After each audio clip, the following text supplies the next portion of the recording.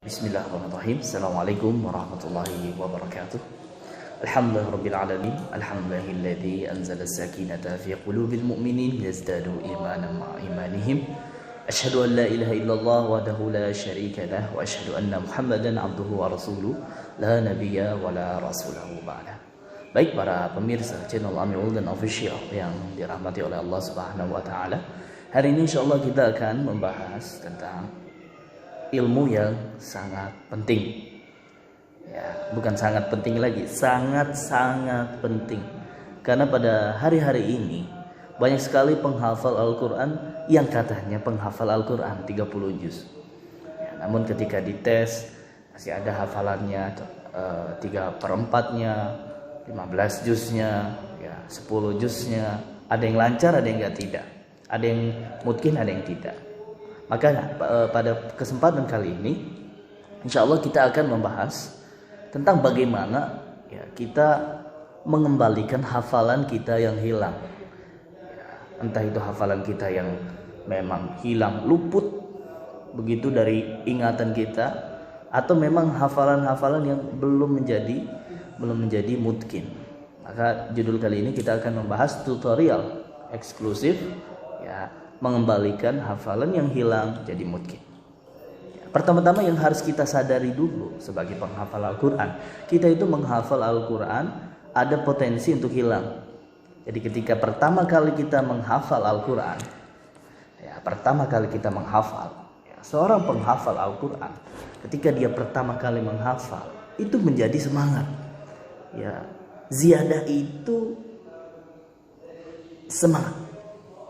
Bisa menumbuhkan semangat. Makanya kalau ada orang penghafal Al-Quran udah hafal satu halaman, pingin nambah lagi satu halaman, udah satu halaman lagi pingin nambah lagi satu halaman ya, akhirnya dia secara terus menerus ziyadah dan merupakan namanya murojaah. Karena murojaah ini yang paling sulit ketika proses menghafal Al-Quran.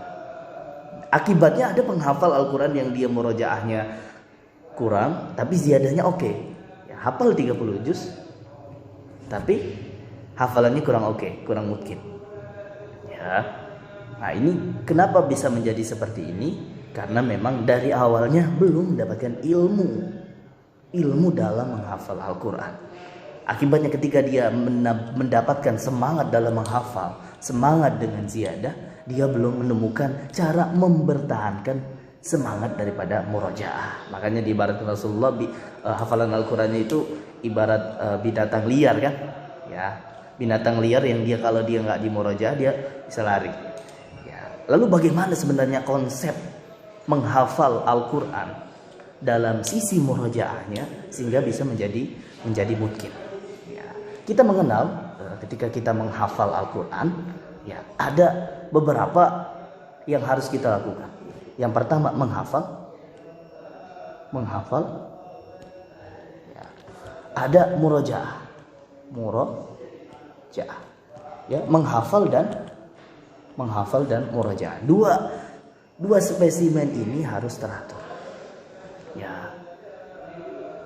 Karena hari ini kita membahas tutorial eksklusif mengembalikan hafalan yang dia hilang ya, lalu menjadi mungkin, maka hari ini kita akan bahas bagaimana seorang penghafal Al-Quran yang dia sudah memiliki hafalannya hilang, tapi bisa jadi mungkin. Ya.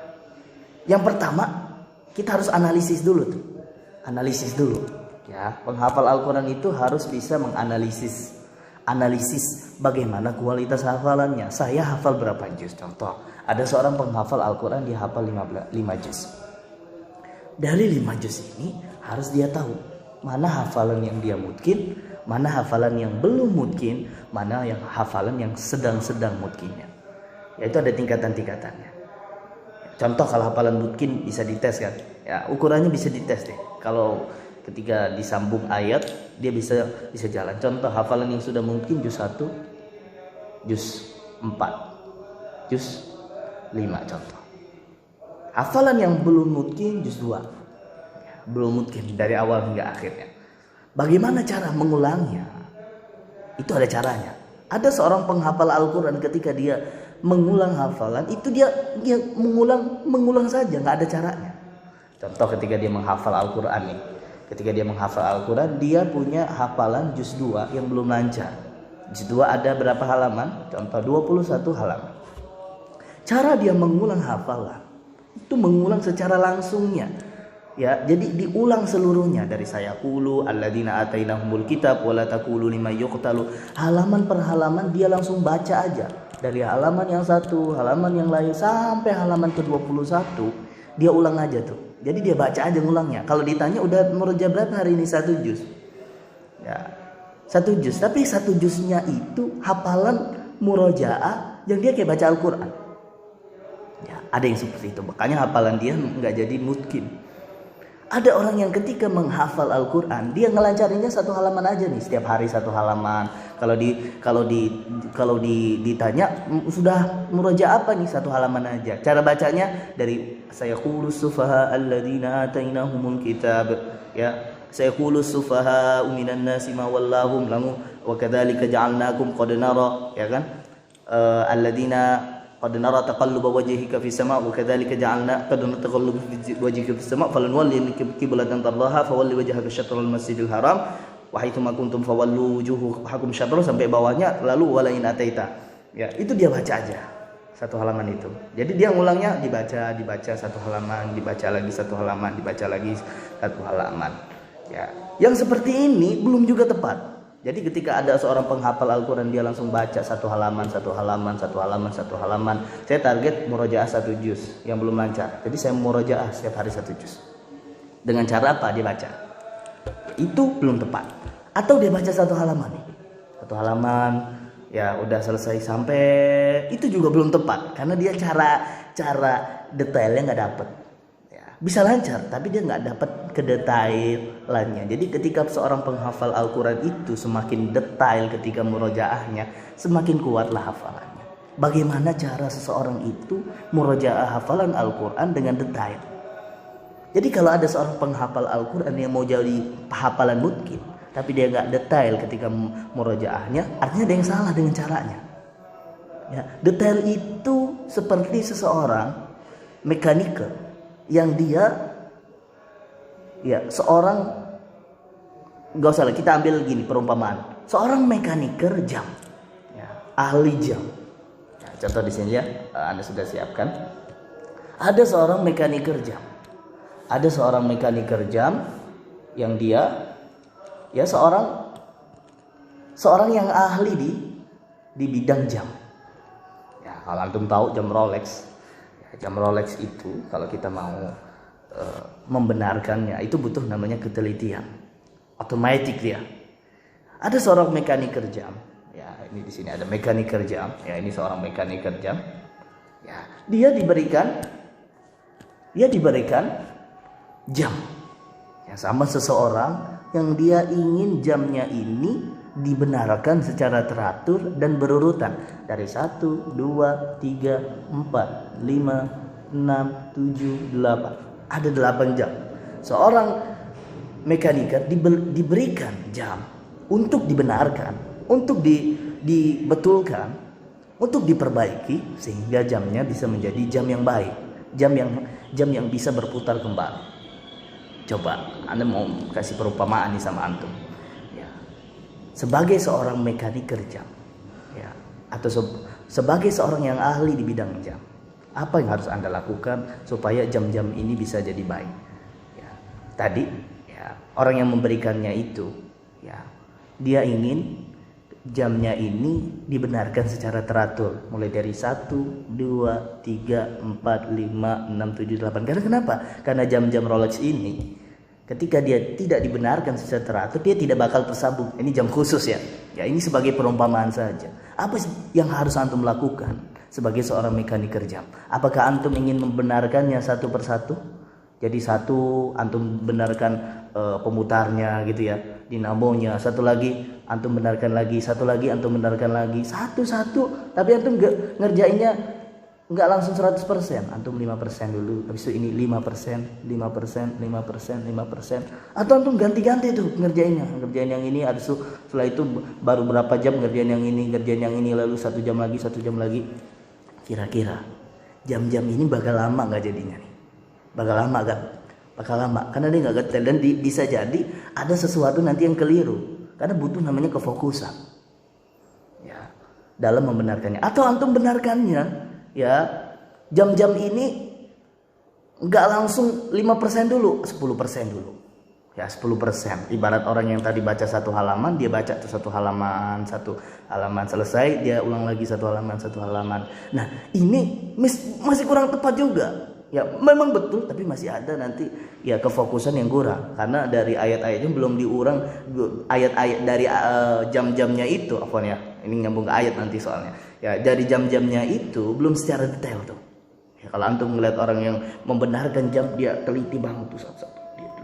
Ini mutarnya bagaimana sudah betul nggak ini apalagi jam mahal kan ya jadi ya ini sebuah perumpamaan untuk antum sebagai seorang ya penghafal Al-Quran ya ibarat orang yang diberikan jam yang rusak antum harus bisa perbaiki itu ya, ketika antum sudah memutuskan sebagai orang penghafal Al-Quran antum menjadi orang yang bertanggung jawab dalam setiap ayat-ayat itu setiap halaman-halaman itu ya ibarat sebuah jam setiap dinamo jam itu setiap pemutarnya jam itu sebagai semuanya itu ya satu pendirian ibaratnya antum diberikan 604 jam yang mana 604 jam ini antum harus bisa jadikan sebagai jam yang terbaik untuk diri antum ya jadi ketika antum membenarkannya cara apa yang antum lakukan cara yang terbaik ketika kita menghafal Al-Quran adalah fokus dengan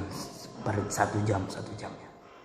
Jangan pindah jam dulu sebelum 1 jam ini betul-betul antum pastikan bisa digunakan dengan baik, digunakan dengan sempurna, digunakan dengan hebat.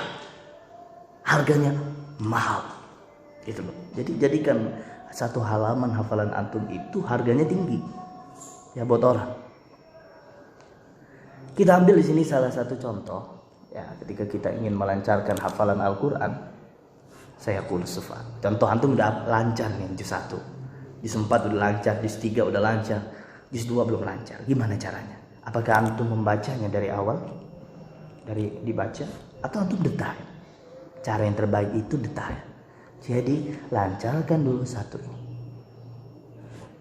ayat ini atau kalau bisa satu ayat diulang saya kulu sufaha. Apalagi orang hafalan yang udah hilang banget, udah nggak ada gitu hafalannya. Ya, yang harus dilakukan bukan dibaca, tapi diulang perkataannya. Karena dia butuh namanya kemungkinan, nutkinya belum. Orang imajinatif dia belum tentu kuat secara nutk. Anak-anak sudah sampaikan itu.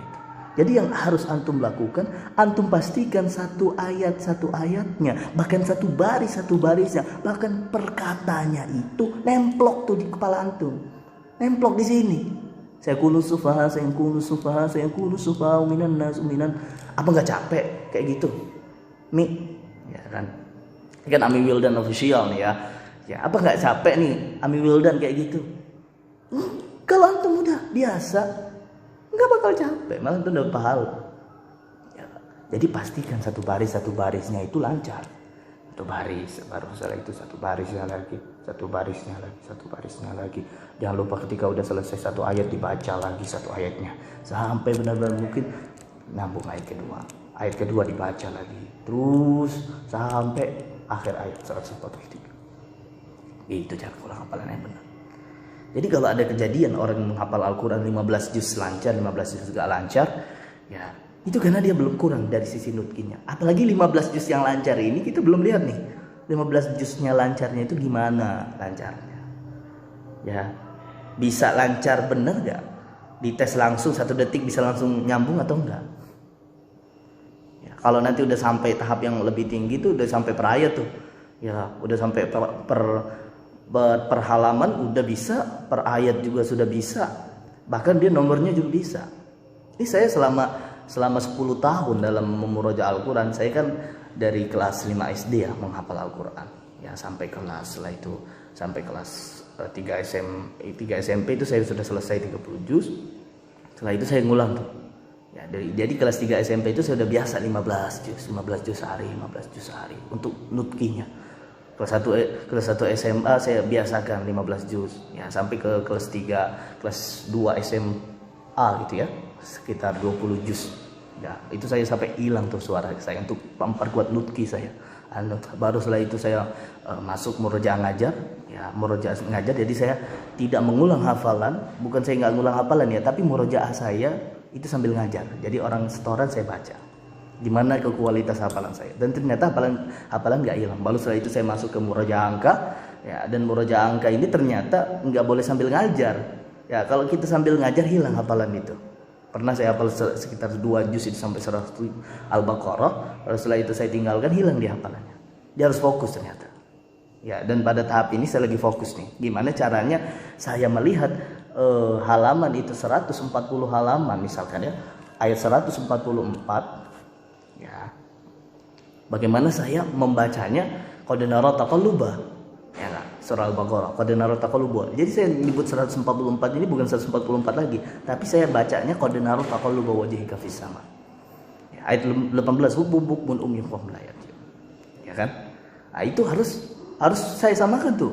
Jadi saya harus membedakan 144 ini, bukan saya bacanya 144, tapi saya harus qad nara taqalluba wajhika fis sama. Nah, ini ketika kita ya memahamkan ya sesuatu. Jadi kita harus memindahkan pemahaman itu menjadi pemahaman yang lainnya. Ya, makanya dalam konsep menghafal Al-Qur'an dijelaskan dalam Al-Qur'an itu faidza faraghta fansab. Jadi apabila kamu sudah beralih ke satu urusan, beralihlah ke urusan yang lain. Jadi ketika seorang penghafal Al-Qur'an itu dia fokus satu baris, bukan satu halaman ya. Satu halaman itu masih ada antum kunci lain. Jadi ketika antum memurojaah hafalan antum, itu antum harus detail. Satu halaman itu terdiri dari 15 baris. 15 baris itu terdiri dari satu baris-baris. Baris-baris itu terdiri dari kata-kata. Apakah kata-kata antum itu udah mungkin atau belum? Itu namanya detail. Jadi ketika antum detail secara kuat, ya itu antum harus dapat tuh hafalan. Ya, makanya sekarang antum harus tahu hafalan-hafalan yang belum mungkin berapa, ya, lalu capaian yang mungkin berapa. Jadi ditargetin selama satu tahun ini apa yang harus antum lakukan untuk hafalan antum. Buat roadmap 10 tahun. Karena memang hafal Al-Quran itu tugas seumur hidup sebenarnya sampai 60 tahun ya, 63. Apa yang harus antum lakukan selama 63 tahun untuk hafalan antum? Dari mulai pertama kali menghafal sampai selesai. Atau di target 63 ini saya sudah bisa hafal tafsirnya, asbabun nuzulnya, per ayatnya, barisnya juga antum hafal. Ya. Jadi pertama kali menghafal ada roadmapnya. Tahun pertama, tahun kedua, tahun ketiga, tahun keempat, sampai ke 63 tahun itu udah jadi gimana hafalan antum. Dan ketika udah selesai, oke 30 juz sudah selesai, lancar. Udah selesai, hidup antum dah. Enggak gitu. Asbabun nuzulnya, tafsirnya, hubungan antara hadis dengan Al-Qur'annya. Ya kan? Rahasia-rahasia Al-Qur'an di dalamnya udah belum? Barisnya antum hafal. Ayat-ayatnya bisa disebutin enggak? Kalau antum disebutin Al-Baqarah 200 apa itu? Ya. Apa? Harus tahu. Al-Baqarah ayat 50. Al-Baqarah ayat 70. Itu harus tahu, nempel itu namanya. Coba sebutin baris ke ini sampai ini. Jadi antum lihat benar-benar. Ya, itu targetin. Ya. Jadi ketika antum konsep antum menghafal Al-Qur'an sudah benar, lalu murojaah antum sudah benar yang seperti yang Anda sebutkan, detail ya, ingat ya. Harus detail. Satu baris, lancarin satu baris dengan saya kul sufaha kayak gitu lama bukannya kayak gitu nih ya, memang lama, tapi ketika antum semakin lama kan tugas antum menghafal Al-Quran 63 tahun ya, antum kan harus ketika antum memutuskan menjadi seorang penghafal Al-Quran 30 juz, antum memutuskan untuk menjaganya selama antum hidup. Jadi menghafal Al-Quran itu tugas lama. Selain di tugas antum sebagai seorang mungkin arsitek, dokter, apapun pekerjaan antum, ketika antum sudah memutuskan menghafal Al-Quran, itu menjadi tugas sampai antum masuk kubur. Harus dijaga. Makanya dalam 63 tahun ini pekerjaan panjang, pekerjaan menetap, pekerjaan yang menjaga ayat-ayat Allah, profesi menjaga ayat-ayat Allah. Jadi targetin 63 tahun, gak usah menghafal Al-Quran 30 hari 30 juz. Oke, boleh. Tapi setelah antum menyelesaikan 30 hari 30 juz ini, apa target antum selanjutnya? Apalah saya jadi mungkin 30 hari 30 juz ini atau artinya rencanakan di sini rencana yang panjang. 5 tahun pertama, apa yang harus antum lakukan? 5 tahun kedua, apa yang harus antum lakukan? 5 tahun ketiga, 5 tahun keempat. Kalau begitu, insya Allah pelan antum bisa jadi mungkin. Maka ya, ketika seorang penghafal Al-Quran masih merasakan ketidakmungkinan dalam hafalannya, jangan menyesal, jangan bersedih. Ya, cari hafalan yang tidak mungkin itu, hafalkan lagi sedetail mungkin. Karena waktu antum masih panjang, 63 tahun. Ya, kalau tiba-tiba meninggal gitu, lagi menghafal Al-Quran, antum posisinya menjaga ayat Allah. Makanya ya luruskan niat ketika kita menghafalkan Al-Quran. Jadi ya inilah yang pelajaran yang kita hari ini kita bahas. Pada intinya sebagai seorang penghafal Al-Quran ya, kita harus belajar mengkoreksi hafalan kita. Ya, bagaimana kualitas hafalan kita. Ya, lalu sudah berapa yang lancar, sudah yang belum. Kalau ada yang tidak lancar, segera dilancarkan dengan detail. Ya, jangan satu halaman tapi barisnya satu persatu, masih panjang jalan kita. Satu sabar, satu persatu diulang. Itu yang saya lakukan. Jadi satu baris itu kalau kita menghafal ini anak kasih tahu ya, kalau kita menghafal ingin menjadikan ayat itu jadi pemahaman sebagai sebuah angka. Jadi ketika kita melihat angka kita sebaca itu satu halamannya itu 1 jam. 1 jam itu satu halamannya ternyata. Kalau kita pengen mungkin banget. Dan 1 jam ini bisa hilang lagi, coba. Jadi pekerjaan lama. Begitu ya, insyaallah untuk pelajaran hari ini ya, detailkan ketika antum menghafal Al-Quran, ketika murojaahnya, insyaallah antum akan mendapatkan keberhasilan. Barakallahu fikum. Hari ini kita tutup dulu dengan doa kifaratul majlis. Subhanakallahumma wa bihamdika asyhadu an la ilaha illa anta astaghfiruka wa atubu ilaik. Assalamualaikum warahmatullahi wabarakatuh.